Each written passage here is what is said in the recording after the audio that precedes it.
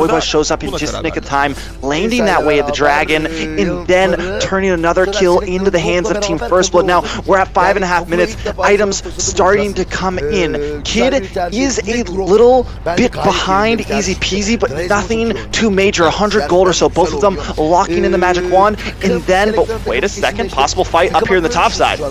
You do see the co-alter being activated. Joyboss forced on the retreat, the 3-stack dim sum sushi, Easy Peasy trying to go for the kill. The mobility of Joyboss just too much to handle with the combination of the recall spam for some additional speed, but terrified, but able to escape with some additional speed of that recall. What a trade, what a clash, but nobody falls. You do see both sides being heavily aggressive, the mid lane being pushed in from Kid with little contest, both Carrasco going in, trying to stop them from letting this tower fall, and Kid able to secure it, but at what cost? Trying to escape, gets stunned, will he be able to get away? Grok going in, trying to get the kill, Dim Sum joining the fight, taking out the jungler for Team First Blood, and Bo Carrasco answering back, taking out Ashley as well. Two have fallen for Team First Blood. Luffy trying to get away, will he be able to escape? Bo Carrasco on the double kill, takes out Luffy, leaving only Joyboss in the mid lane.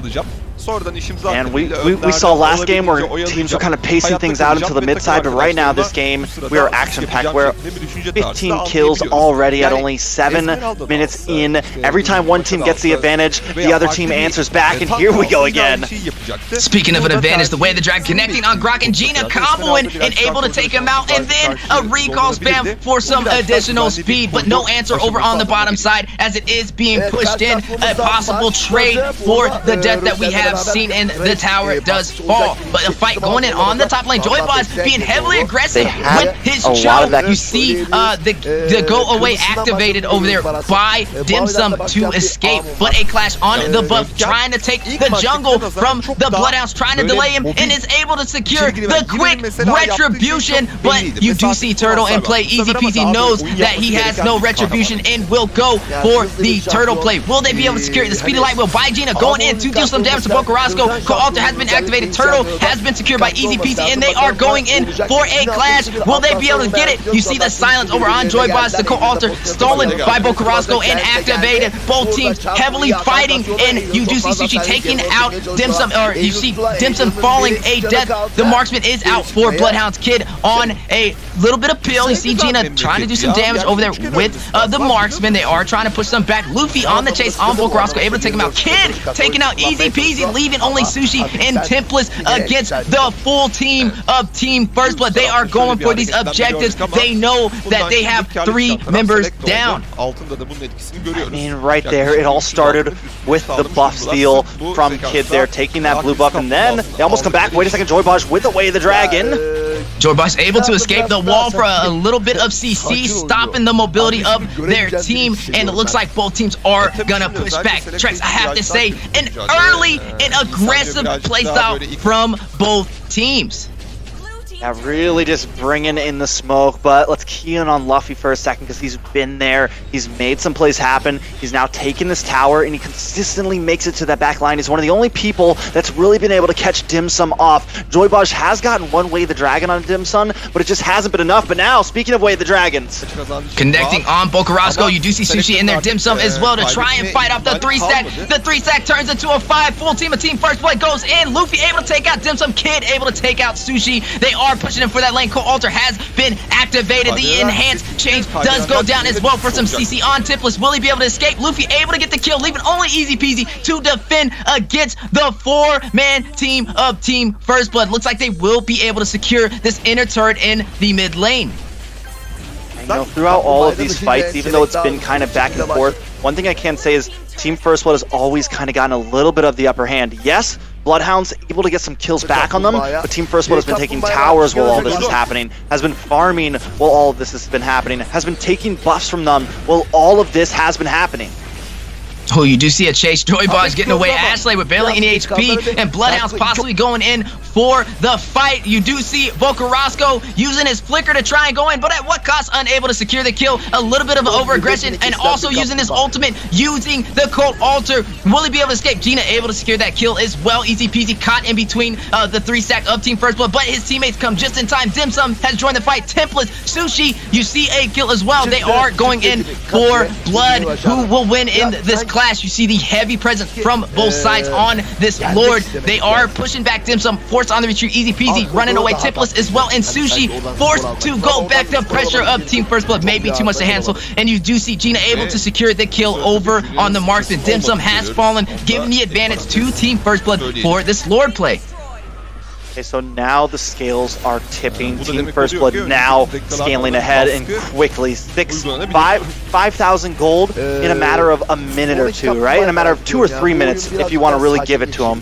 But the point is I mean, for a while everything was even, and all it took, we got around that 8-minute mark, and Team First Blood just started taking off. They found their moment, they found their spike, they finally kind of got into their groove, and they're reading Bloodhounds like a book right now. Bokarosco, he's playing a good game on this Valentina, but we need a little bit more. The problem is he doesn't have a whole lot to take. He needs to be able to get in there, get that Cult Altar away from Ashley, and use it to his team's ability. I've only seen him use it one time, and he quickly died after. That's the thing on this Valentina. You got to be able to use those dashes to find your mark and make it count.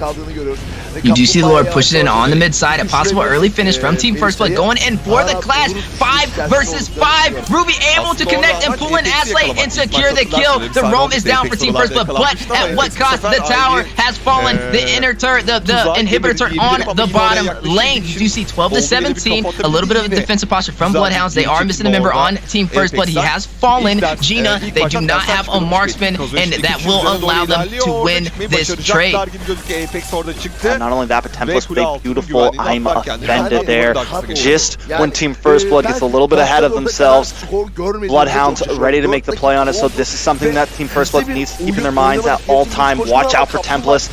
Beat of Template though, gonna get wiped off the map there. A nice play from Team First Blood. I think Bloodhounds just need to stick together at this point.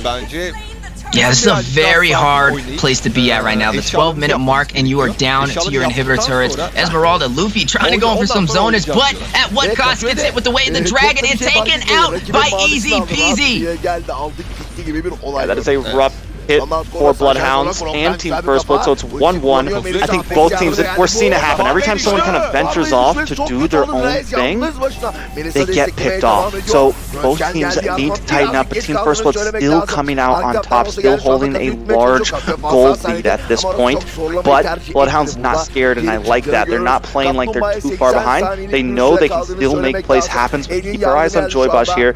Looking for something. They don't know he's there, but he knows they're there, waiting for the play to happen. Ashley has his back as well. I love the positioning from him. I love the aggression.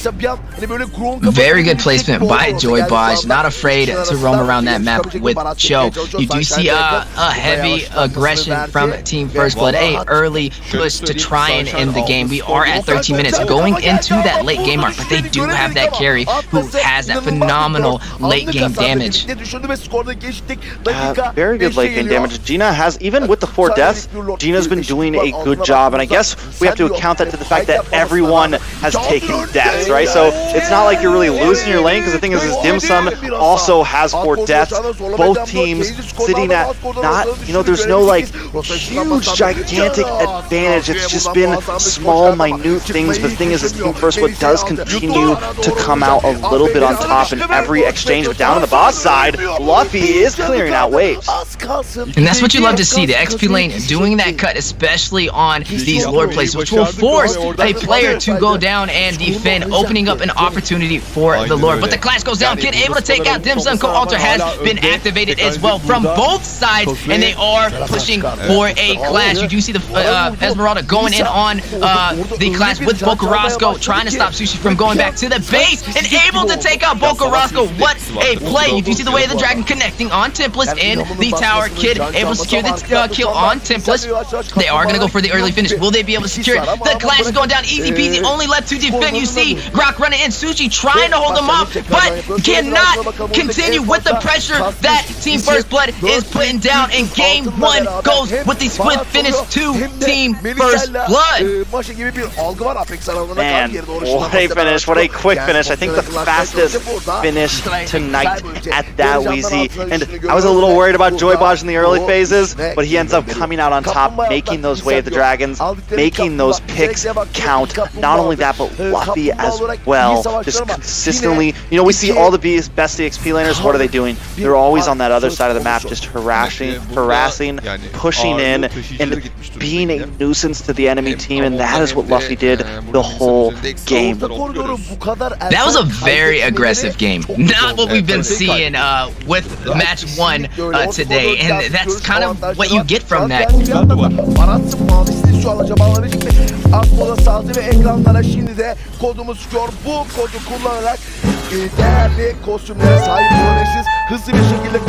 They had a lot of that game, and they probably could have continued to win it, except for a few small decisions. Really going to have to reevaluate if they want to put that. We saw him last game. I think he did well with it. Create some nice pressure, paired up with the Almond and the Paquito now. Definitely have a nice presence inside of that real manipulation. So it's going to really come down to just holding together, trying to keep fights contained in that, and just causing a lot of damage. Oh, picking up the Eve though on Nate. He is going into that Grok and also the Falling Star Moon of the Galaxy on the Esmeralda. This is going to be an interesting composition. I would say for Nate, having to play a little bit safe. Positioning is key. You have these heroes who can get to you when you are in that vulnerable state of the real world manipulation. And then Shiki with an additional pick of the Farza to combo against Nate on the AoE Mage, and then Pogi on the Export. What a creative pick. How do you feel about that, Trex? I'm a believer. I'm a believer, man. Listen, I've seen it back when he played with Area 77. This was something they would pull out of the pocket every once in a while, and they made it work. So not too many changes to the team right now. He knows these players. It's iffy. It is iffy, but if they can, it gives them some nice mid late game potential, and also you can kind of kite the ballman a bit. You also have survivability with the passive. I don't think it's a everyday jungler, but if someone's gonna pick it and make it work, it is definitely Bogey. Now Lolita being the last pickup from the Simpsons here, Weezy. Ooh, Lolita to kind of put up that shield when that Blazing Duet does go down, and also the slow provided from the Numenon Blast with Nate on the real world manipulation from the Eve. We see a lot of zoners. We see a lot of the 5v5 clashes being controlled with slow and these ultimates from these AoE prospects of heroes. Now the question is, how will Vendetta respond? They have Pogi on, not your traditional jungler, but Export. Not seen it too often, but has been proven to work. So I'm excited. I want to see what they are going to do. This is best out of 5. This is also game 5. A lot on the line. A very creative draft from both sides. But the question is, who will prevail? It could definitely go either way, and we will see as we're jumping into the final game of this series. The first time we're seeing a best of 5. This is Vendetta up against the Simpsons. Definitely excited to see how this goes, Weezy. Yes, just look at this game. Best of 5, both teams battling it out in the land of the dawn. You do see Export on the jungle. You see Ballman for the side of the Simpsons. One of the most dominant junglers this season has to offer. The mobility, the sustainability, the lethal counter with the retribution. Will it be enough to beat the defense of Vendetta? You do see a heavy clash on the bottom side, only 40 seconds in. Yeah, they're going to have to watch out for Shiki here, right? They're going to have to be careful, the wings by wings. I got a feeling we're going to see a lot of rotations coming from Shiki here, trying to make those plays, and especially when we hit level 4, he's going to hit up that Tri-Bush, drop down the Feathered Airstrike, and try to get picks onto Cold World, slow him down as much as possible. Yes, the Eve has some nice rotations, has that speed up, but I would almost give this laning phase over to the side of the Farza. Yeah, Farza also having that mobility to get around the map. But I love how both teams have the AoE damage from their mages. These fights are going to be possibly the most intense we have seen in this best of 5 from both sides. You see Xborg, not your traditional jungler, picked up by Pogi as well. Do we see some possible plays that might change the meta for North America? You see Promise locking in the Paquito, not allowing that to be picked up from Vendetta. But the question is he enough to go against a possible counter, the Esmeralda? We've seen such a solid game from both sides, but looking at the map, you see a possible gank from the side of Vendetta, trying to get an early kill, an early advantage. Esmeralda cutting the lane, doing what Esme is supposed to do. Paquito playing it safe, knowing that Esme can give him that hard time, but going for the farm he can take. You do see Turtle spawned in, Pogi, not much contest. A possible clash as both teams are preparing for the first turtle. And Nate does bring down that, wait a second, nice take from Pogi there. I was a little worried about the real manipulation, but he was able to take it to last Insanity, able to help him zone away Promise there, use that retribution and get it. Fallen now, moving on to different things, working on his red buff. Vendetta taking a little bit of an advantage in the early game. Now, we've seen just a turnaround. Usually the Simpsons has the aggressive stance and Vendetta on the defense, but going into match 4, it was a different story. So you never know what these teams are going to bring to the table, but we see a lot of possible gank potential from Vendetta, trying to get these early kills, hiding in these bush for pickoffs, waiting for a mistake from the Simpsons. So, let's talk about this Xborg pick for a second. Let's actually break it down to some of the viewers. So the thing about it, the reason why it could work here is if you can position yourself well in some of these team fights, you just kite. You just use that first skill, and Fallen's going to try to get it on you, but he's never going to make it because you're just going to keep backing up and hitting him with that burn. Not only that, but you get the true damage to deal with the tankiness of the side of the Simpsons here. And Bogey is one of the few players I feel like runs it very well. A lot of other players don't even like trying it because it's not an easy thing to do. Something else I'm excited to see is if he decides to go for the Hunter Strike, which is something he likes to do as an item, because it helps the kite even more. Now, in the boss side, Theo trying to do something, but it helps the kite even more because you get the speed boost from those skills. You get the passive speed boost, so you pop that first skill and you're able to just back and forth, and stay away from the enemies while dealing chip damage. And the question is, will the ultimate, the last Insanity, be too much for them to handle in these heavy clashes? I love seeing the creativity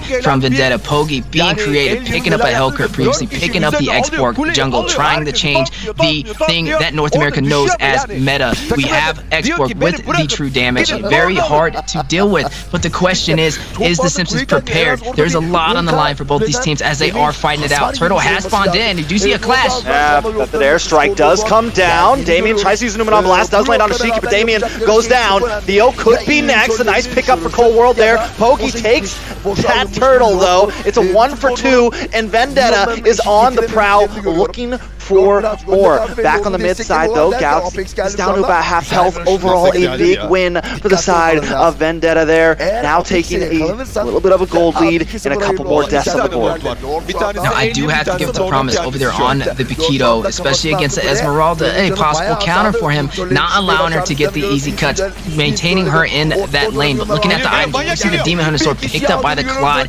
enough for him to do some damage in these fights in the early game, but more toward the late game will be a crazy force to deal with for the side of the Simpsons. The feathered airstrike going down. Cold World's in a little bit of trouble here. The Wild Charge just helps seal the deal and finish it off with that blazing duet. Fallen trying to get something as well, able to pick up Theo, so it's a 1 for 1 currently. Shiki now on the run. Fallen tries to get more, but just can't. So to answer back, they take a tank, but they lose their gold lane, which is kind of huge at this start of the game. Now, we are seeing a little bit more of a rotation from Shiki over on Farza against Nate on the Eve, just having the ability to rotate around the map. A lot of assists stacking up on his side for these fights. Ballman rotating, falling on that jungle, but Pogi on the Xborg securing 2 of the turtles. The gold difference is not that much. These teams are very close.